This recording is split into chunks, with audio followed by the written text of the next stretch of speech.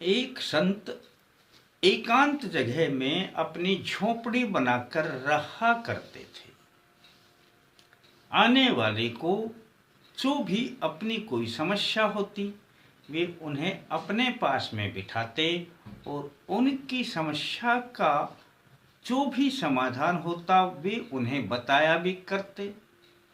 इसके अलावा उनको अध्यात्म की बातें भी बताया करते थे ताकि उनका अपना आत्मा यानी बौद्धिक विकास भी हो और आत्मिक विकास भी हो, उन्हें जीवन में कोई परेशानी ना हो। अक्सर उनके पास ऐसे लोग आ जाया करते थे जो परेशान हुआ करते थे। एक बार संत अकेले थे, उनके पास में कोई थे नहीं और वे अपनी झोपड़ी के बाहर सफाई कर रहे थे झाड़ू लेकर के। वे जो झोपड़ी बनी हुई थी उसके थोड़ी दूरी पर से ही एक रास्ता जाता था, जिस रास्ते पर से वहां के राजा की सवारी निकल रही थी। पर राजा की दृष्टि उस संत पर पड़ गई तो राजा ने कहा कि रुक जाइए, पहले हम इन संत से मिलेंगे, उसके बाद ही आगे बढ़ेंगे। उनका काफिला उनकी झोपड़ी की तरफ चल दिया। संत अपनी झाड़ू निकाल रहे थे, सफाई कर रहे थे। राजा उनके पास आ जाता है और सारी सेनाएं भी उनके इर्द गिर्द आ जाती हैं, पर संत को इससे कोई मतलब नहीं था। वे अपनी मस्ती में ही अपना कार्य कर रहे थे। राजा ने पूछ लिया कि आप कौन हैं? तब संत ने बिना देखे ही जवाब दिया कि मैं सम्राट हूं। राजा यह सुनकर चकित रह गए। मैं सम्राट हूं तो राजा के मन में आया कि फिर मैं कौन हूं। राजा ने फिर पूछा कि क्या आप सचमुच में सम्राट हैं? तो फिर आपके पास ये झोपड़ी, आपके पास सेना, आपके पास धन, ये सब कहां है? यहां का सम्राट आप अपने को बताते हैं, तो फिर आपके पास है क्या? तब संत ने कहा कि मैं इसका उत्तर आपको दूं, अब आप ही बताइए कि आप कौन हैं।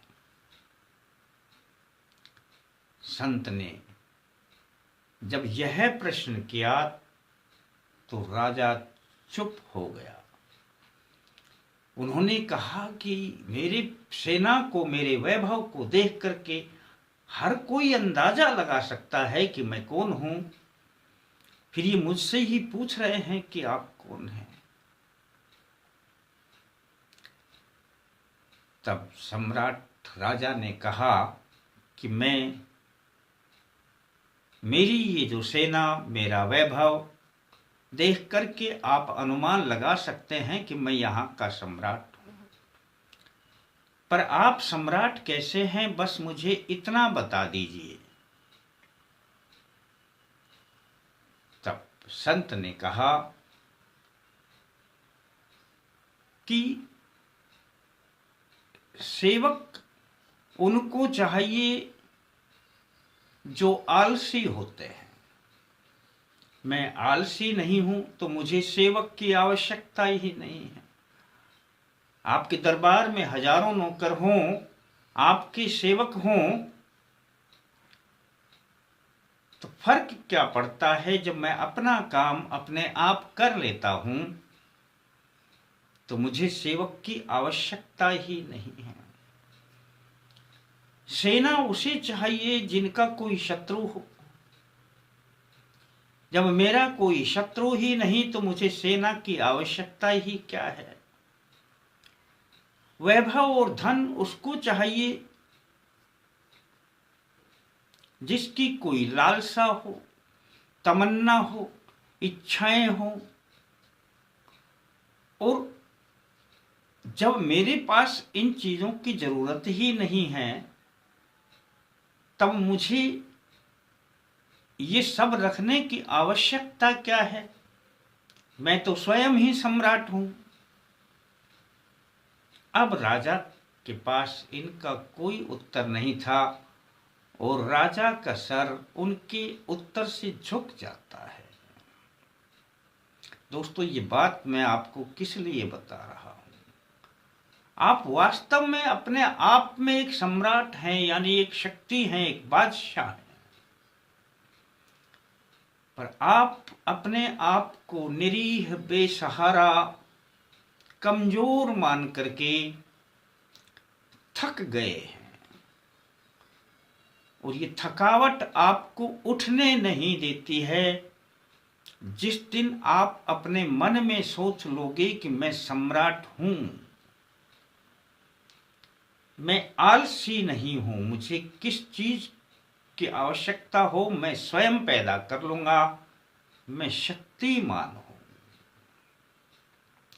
मैं स्वस्थ हूं, तो जब मैं सब कुछ करने में समर्थ हूं तो मैं स्वयं में एक सम्राट हूं। दोस्तों, जब आप इस भावना को लेकर के रोज कल्पना करेंगे तो आप में एक अजीब सी शक्ति आने लगेगी और वह शक्ति आपको जीवन में आपको सबसे आगे ले जाने में आपकी सहायता करेगी। आप कभी अपने आप को कमजोर साबित नहीं करेंगे। पर दोस्तों, आज हम आ जाते हैं अपने विषय पर कि फिर भी छोटे छोटे उपाय यदि हम अपने देवों के माध्यम से करते हैं तो उनसे भी हमारी आत्मा में बड़ा विश्वास जागृत होता है। अभी आ रही है बगलामुखी जयंती, माँ बगलामुखी जयंती 24 अप्रैल शुक्रवार को। चाहे तो इस प्रयोग को आप इस शुक्रवार को कर सकते हैं, अन्यथा दोस्तों आप किसी भी शुक्ल पक्ष के शुक्रवार को इस प्रयोग को कर लेना।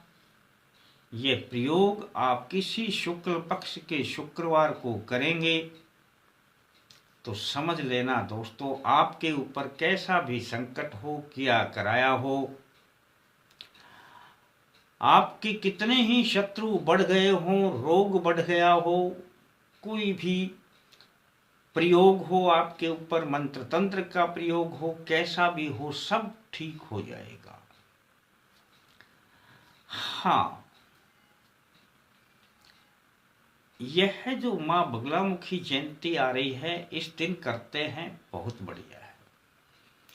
अन्यथा आप किसी भी शुक्ल पक्ष के शुक्रवार को कर लेना, एक ही बार कर लेना, अगले महीने फिर किसी भी शुक्ल पक्ष के शुक्रवार को कर लेना, यानी 2-4 बार इसको दोहरा लेना।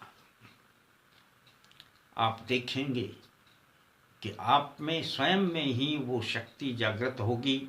माँ बगलामुखी आपकी रक्षा भी करेंगी और आपके ऊपर बाहर का कोई भी मंत्र तंत्र प्रयोग है सब ध्वस्त हो जाएगा। करना क्या है, बड़ा आसान प्रयोग है, बता देता हूं। इससे पहले कमेंट्स में जय माता दी, जय सिया राम, हर हर महादेव कुछ भी लिख दें, वीडियो को लाइक कर लें। दोस्तों, बस करना क्या है, शुक्रवार को अपना दक्षिण दिशा में मुख करके बैठे, सामने किसी भी पात्र में अग्नि जला लें, चाहे लकड़ी की हो, कंडे की हो, घी डालें,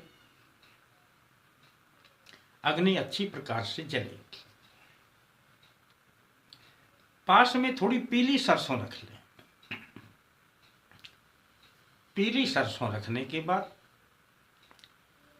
चुटकी भर पीली सरसों लेनी है, मुट्ठी में डाल लेना, क्लॉकवाइज घुमाते रहना और बोलते रहना, ओम ह्लीं बगलामुखी सर्वदुष्टानां वाचम मुखम पदम स्तंभे जिह्वाम कीले बुद्धि विनाशे ह्लीं ओम स्वाहा। स्वाहा बोलें, तब इस सरसों को अग्नि में छोड़ दें। ये कम से कम 5-7 मिनट की प्रक्रिया कर लें। मंत्र गिनने की जरूरत नहीं, बीच बीच में घी डालते रहें ताकि अग्नि चालू रहे। दोस्तों, जब यह आप प्रयोग कर लेते हैं, एक दिन इसे अपने पास में रहने देना। अगले दिन यह जो इसकी जो आपका अवशेष है, जो भस्म है, जो भी है, राख है जो बनती है, इसे किसी भी पेड़ के नीचे डाल देना। इतना छोटा सा प्रयोग है, यदि आप यह करते हैं तो समझ लेना आपके सारे संकट, सारे शत्रु अपने आप मिटने लगेंगे और मां बगलामुखी की अपार कृपा मिलेगी। दोस्तों, किसी ने सब्सक्राइब ना किया है तो कर लेना, घंटी को दबा के आल को दबा देना, अच्छा लगता है तो किसी को शेयर कर देना। प्रयोग को छोटा समझ करके छोड़ न देना, करें और इसका लाभ उठाएं। फिर मिलते हैं दोस्तों नए अंक के साथ, तब तक के लिए जय माता दी।